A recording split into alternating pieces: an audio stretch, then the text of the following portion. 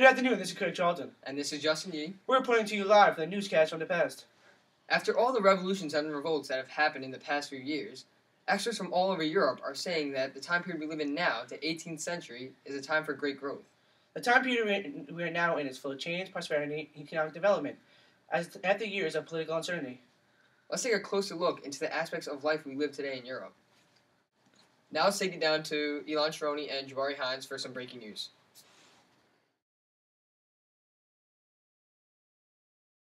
Thank you, Justin. Breaking news. About 10 minutes ago, peasants revolted about 3 miles out of Paris, France. These revolts were because a majority of the peasants were upset with how the Enlightenment had changed France. Because of changing laws and rules, peasants lost their manorial rights, which led them to claim land.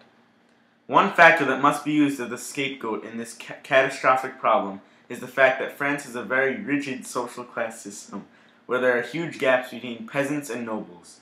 The classes are so rigid that each class must have a different dress code. Not only do nobles have a higher social status compared to peasants, but based on the state of the community you live in, you should get special privileges granted to you by your community, municipality, guild, or church.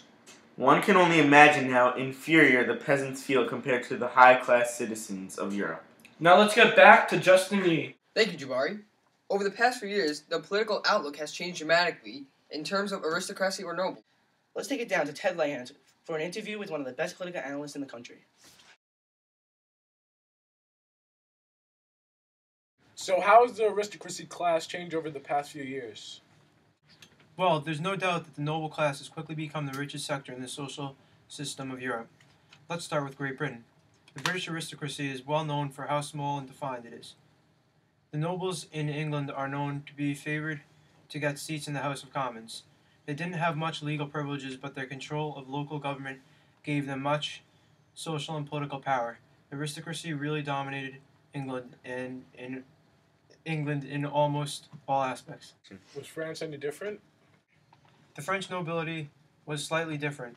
There were two divisions of nobles, of the robes and of the swords. The nobles of the robes took part in the bureaucracy, while the of the swords took a place in the army. Although they had some different aspects, both received social privileges because of their social rank. They were excluded from the tithe and other basic taxes. The nobility had immense power. Well, thank you so much for your time and your intriguing political analysis. You're welcome. Have a good day. Back to you, Justin.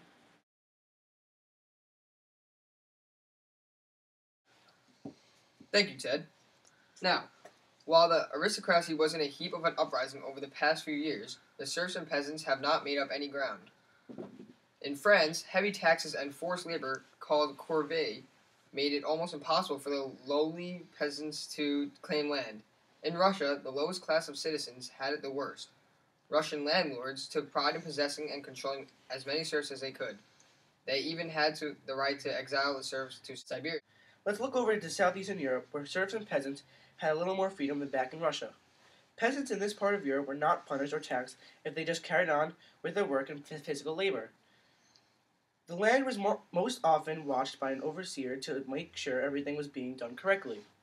Great production of crops and other plants were made because of the cooperation of the serfs and the landlords. Let's take a break, and we will continue with the family structures and family economy when we return. Look at Jabari, a poor, tired, sweaty, and overworked farmer. But he doesn't need to be. With Jethro Tull's new invention of the speed drill, planting will be so much easier. So what's it going to be?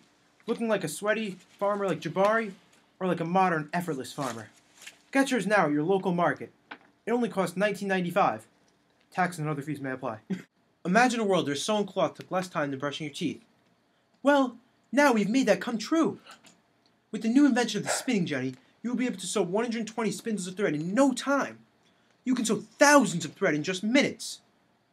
This amazing new product invented by James Hargreaves is a necessity if you don't want to spend tireless hours threading. To get this product for a limited time value of only $39.99, plus shipping and handling, call 1-800-393-52-SPINDLE. Once again, that's 1-800-393-52-SPINDLE. Call now and you can get 2 spindles for the price of 1 and a learner's guide to teach you the basics of sewing. That's a $100 value for a small payment of only $39.95. Call now.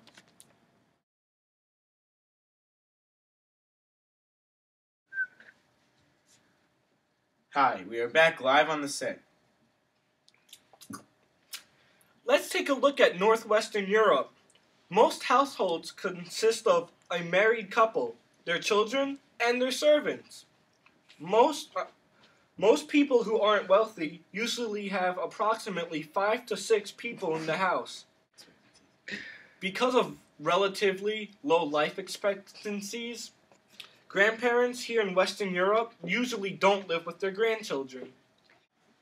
The family life is a little bit different in Eastern Europe.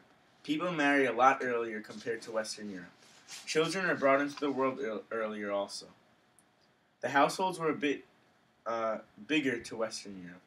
Widowers, or people who lost loved ones, are required to remarry so that they can keep their land. Jabari, what is the economy like?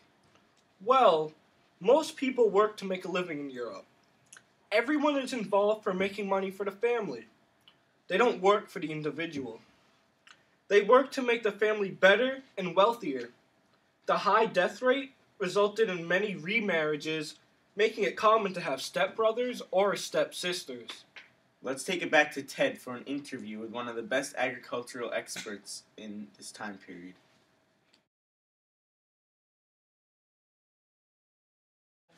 Thank you, Elon. Now we are back with an expert in agricultural farming. Howdy, y'all. Thanks for inviting me here.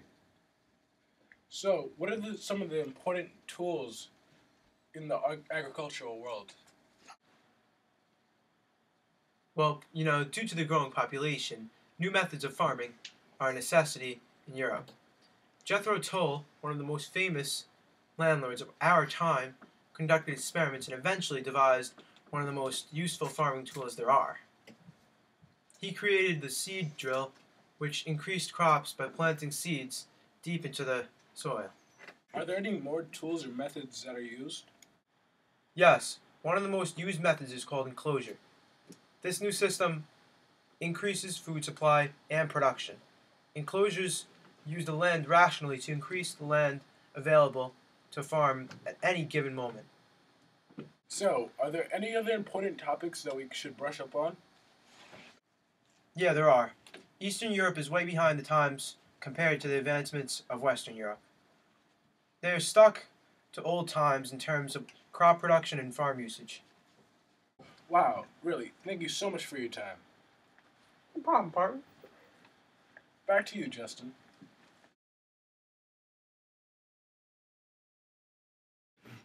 Thanks, Ted. The industrialization of goods has made it easier for people to produce goods with low cost. The recent increases in industrial products is due to the creation of new machineries, factories, and workforce. Because of the new possibilities of productions, consumers have developed new needs and wants in their lives. New styles of clothing have circulated Europe ever since Europe has industrialized. Great Britain is considered one of the leaders in the Industrial Revolution. It was the largest free trade area in Europe. The country could industrialize quickly because of its coal and iron deposits. The taxation of the commoners helped to fund the new factories being created. One of the best examples of industrialization changing Europe is the increase in textile production. Textile production was a big source of revenue for the family's economy. There are many tools used to make it easier to use textile factories.